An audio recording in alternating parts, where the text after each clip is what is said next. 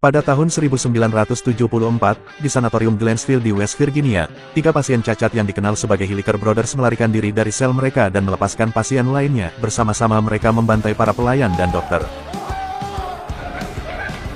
29 tahun kemudian, tepatnya tahun 2003. 9 mahasiswa berniat menikmati musim salju, namun setelah jauh perjalanan mereka tersesat dalam badai salju.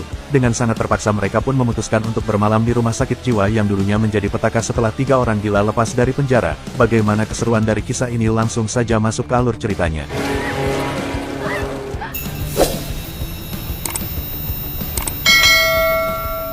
Cerita diawali dengan seorang dokter yang bernama Jordan dan seorang wartawan wanita yang bernama Vanessa, untuk meliput keadaan rumah sakit jiwa yang dimana rumah sakit ini memiliki pasien yang kelainan, bahkan ia memakan tubuhnya sendiri tanpa mempunyai rasa sakit.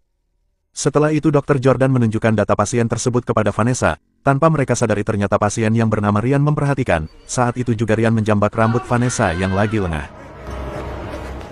Ternyata Ryan mengambil jepit rambut Vanessa, ia pun sangat senang mendapatkannya. Lalu dokter Jordan memberitahu bahwa itulah 3 pasien yang sangat berbahaya. Mereka ditemukan oleh seorang wanita yang sedang memakan ibu kandungnya sendiri, dan kepolisian berhasil menangkap mereka dan mengurungnya di rumah sakit ini.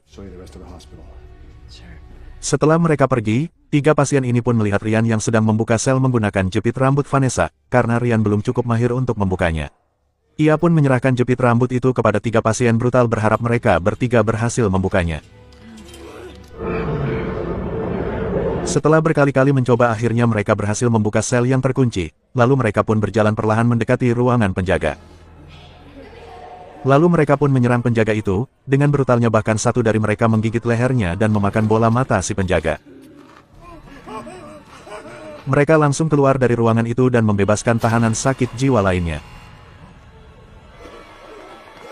Saat itu juga mereka semua membuat kekacauan di dalam rumah sakit, bahkan membunuh semua pasien yang ada di sana.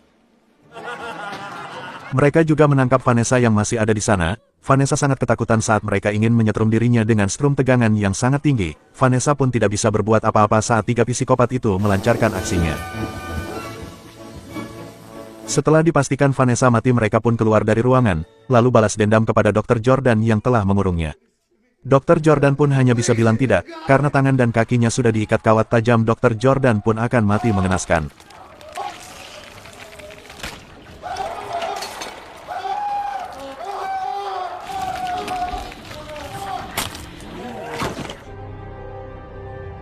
...29 tahun kemudian, sekelompok pemuda berniat ingin menikmati suasana musim salju yang datang saat itu. Di tengah asiknya bermain, mereka tidak menyadari bahwa mereka sudah berada jauh dari camp, karena malam pun akan tiba. Mereka pun berhenti. Lalu Kenya mengatakan bahwa ada bangunan tua di dekat sini, kita akan memanfaatkannya untuk bermalam dan melanjutkan perjalanan esok hari. Dengan cuaca yang semakin ekstrem dan badan pun semakin kedinginan, akhirnya mereka semua pun mencari bangunan tersebut. Setibanya mereka di sana, mereka pun langsung memasuki bangunan itu. Setelah mereka beristirahat, Charlie langsung menghubungi porter yang tertinggal di jalan, namun seperti biasa adegan susah sinyal pun terjadi. Setelah itu mereka pun mulai mencari tahu bangunan yang terbengkalai ini. Memasuki setiap lorong-lorong di bangunan tersebut, mereka pun mendapat titik terang saat melihat ruangan dokter. Ternyata bangunan ini adalah rumah sakit yang lama tidak digunakan. Mereka pun masuk ke ruangan tersebut, dan melihat berkas-berkas pasien sakit jiwa yang mempunyai riwayat memakan daging manusia dan memiliki kelainan. Di sini mereka juga mengetahui bahwa rumah sakit ini sudah lama tidak digunakan lagi, tapi mereka belum mengetahui apa yang terjadi hingga rumah sakit ini terbengkalai. Bahkan dilihat dari riwayatnya sudah mencapai 30 tahun tidak beroperasi. Ternyata porter sudah mati dibunuh oleh 3 psikopat itu, dan ternyata psikopat menjadikan rumah sakit itu sebagai tempat tinggalnya. Melihat ada tamu yang datang ke rumahnya, psikopat pun menggunakan jasad porter untuk memancing mereka, dan akan membunuh mereka semua. Saat itu juga Vincent berniat mencari genset di ruangan basement agar dapat menghidupkan lampu, namun langkah Vincent pun terhenti karena melihat porter. Tidak menyangka bahwa porter telah tiba di tempat ini karena sebelumnya ia tertinggal di jalan. Karena penasaran, Vincent pun memanggilnya.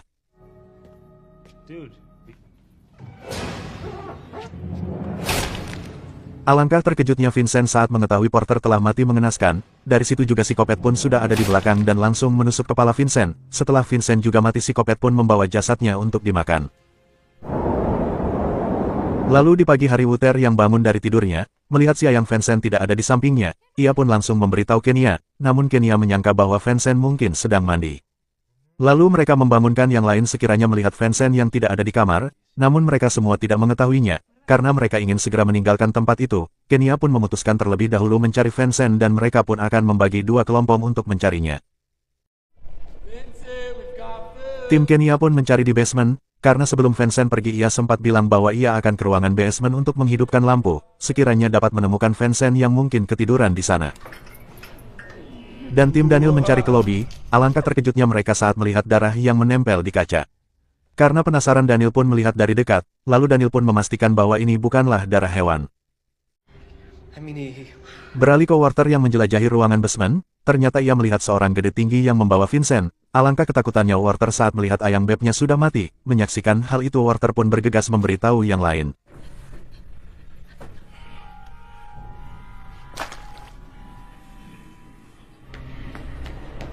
Setelah Daniel memberitahu mereka bahwa Daniel dan yang lain melihat darah manusia yang menempel di kaca lobi, saat itu juga Walter datang dan memberitahu mereka bahwa Vincent telah mati dibunuh oleh orang yang berwajah seram. Mendengar hal itu mereka pun memastikan jika riwayat yang pernah dibaca tentang 3 orang sakit jiwa itu masih menghuni rumah sakit ini. Saat itu juga mereka dikejutkan dengan jaket yang dilempar. Karena penasaran Kenya pun melihatnya.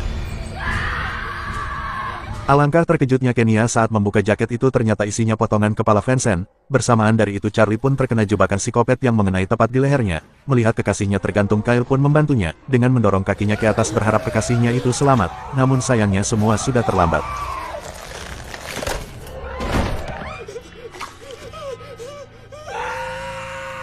Menyaksikan kejadian itu mereka semua pun kabur dan langsung meninggalkan tempat itu, namun sayangnya psikopat telah merusak kendaraan mereka. Dengan inisiatif Akung akhirnya ia pun memutuskan untuk mencari bantuan sendiri dan bodohnya mereka malah membiarkannya. Kenapa tidak pergi bersama-sama? Mereka pun memutuskan untuk bersembunyi di ruangan dokter, sambil menunggu Akung mendapatkan bantuan. Lalu Daniel mengatakan bahwa kita harus punya senjata untuk berjaga-jaga. Kyle pun mengatakan bahwa di ruangan basement banyak senjata yang bisa kita gunakan. Lalu Daniel, Kyle dan Sarah pun pergi untuk mengambil senjata. Setelah mereka di basement, mereka langsung mencari senjata apapun yang bisa digunakan untuk menjaga diri. Ternyata satu dari psikopat mengikutinya, menyadari bahwa mereka telah diikuti. Mereka pun langsung bersembunyi. Beralih di ruangan dokter, Kenya dan yang lain dikejutkan dengan suara ketuk pintu. Dirasanya itu adalah Kyle. Kenya langsung memastikannya, namun tiba-tiba hampir saja mesin bor mengenai wajah Kenya yang mulus. Saat itu juga psikopat menarik rambut Kenya. Beruntung Bridget menusuk tangan psikopat. Psikopat pun melepaskannya dan pergi dari tempat itu. Lalu setelah mereka mendapatkan persenjataan mereka langsung pergi dari ruangan basement. Malangnya Daniel yang tertinggal di belakang harus tertangkap psikopat.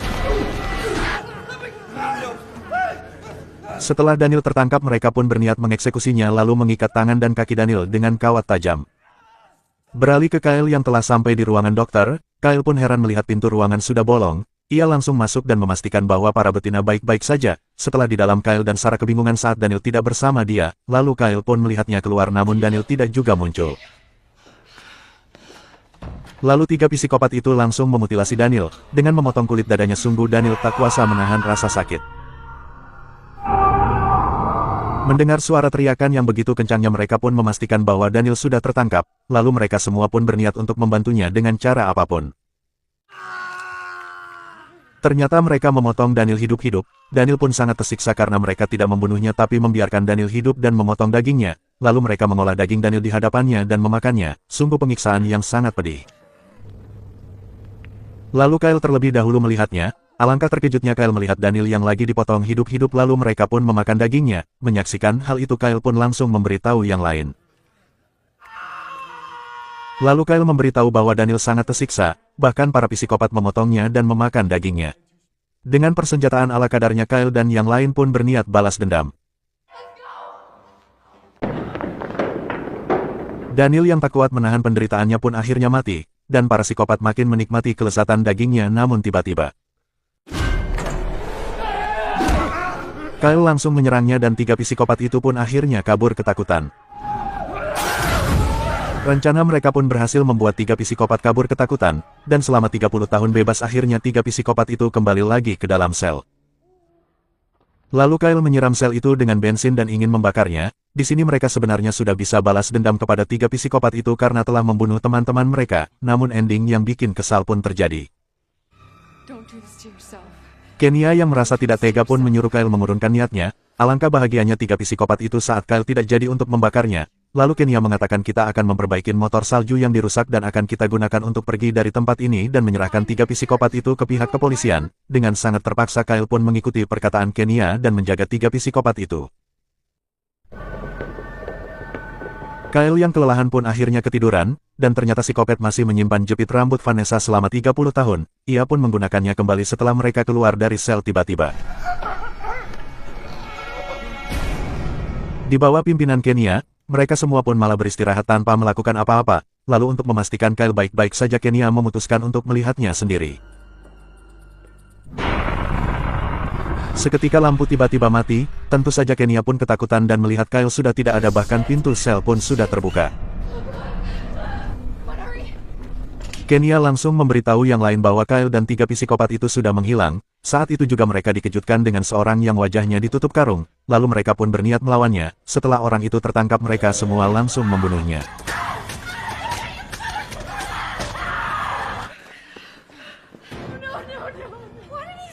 Alangkah terkejutnya mereka saat mengetahui ternyata yang mereka bunuh adalah Kyle yang sudah dipotong lidahnya. Saat itu juga 3 psikopat datang membawa mesin bor, mereka pun langsung kabur ketakutan.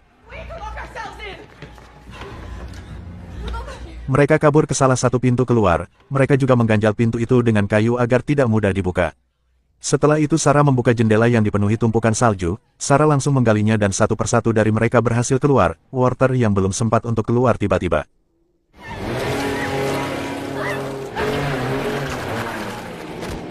Dengan mesin bor yang menancap di perutnya tentu saja Walter mati dengan sangat tragis. Kenya yang ingin membantu Walter keluar pun sangat ketakutan melihat psikopat telah berhasil membunuh Walter, lalu mereka pun lari meninggalkan tempat itu.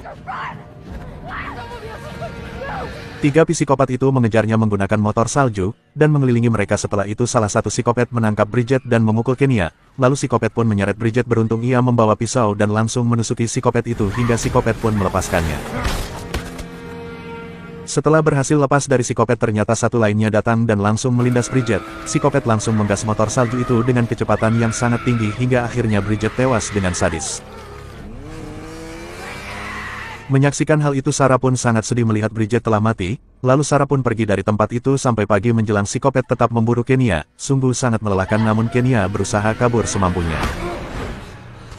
Tiba-tiba Sarah muncul dan memukul psikopat sampai psikopat terjatuh, namun mereka bukan membunuhnya malah memilih pergi. Mereka sangat senang karena berhasil selamat dari tempat mengerikan itu, tanpa mereka sadari kawat tajam telah terbentang menghalangi jalannya, hingga akhirnya kawat tajam itu mengenai tepat di lehernya, hingga mereka berdua tewas dengan kepala yang terpisah dari badan. Dan psikopat langsung membawa potongan kepala itu untuk dimakan lalu psikopat pun pergi. Bisa kita lihat ternyata Akung masih hidup dan terlihat depresi, karena menyaksikan temannya terbunuh mengenaskan, bahkan Akung tidak sadar bahwa ia telah sampai di jalan yang tidak jauh dari perkotaan, lalu film pun selesai. Makna yang dapat diambil dari kisah ini adalah, berhati-hatilah jika berpergian karena bisa saja bahaya datang, dan kompaklah agar kita berhasil.